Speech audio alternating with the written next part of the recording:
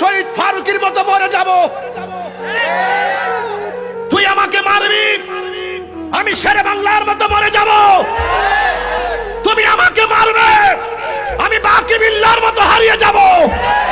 মনে রেখো, হতে পারে আমার জন্য জান্নাত, আর তোর জন্য হতে পারে জাহান্নাম। ঠিক কিনা বলো? আমি বলছি না, আল্লাহর কোরআন বলে।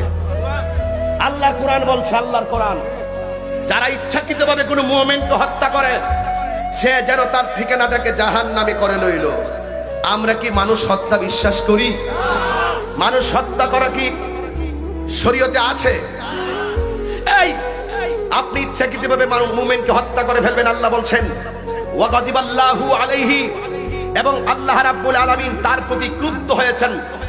আল্লাহ রাব্বুল আলামিন তার থেকে মুখ ফিরিয়ে নেবেন, আল্লাহ তার প্রতি অসন্তুষ্ট হয়ে যাবেন। ওয়া লাআনাহু, এবং ওই হত্যাকারীর উপরে আল্লাহর অভিশাপ।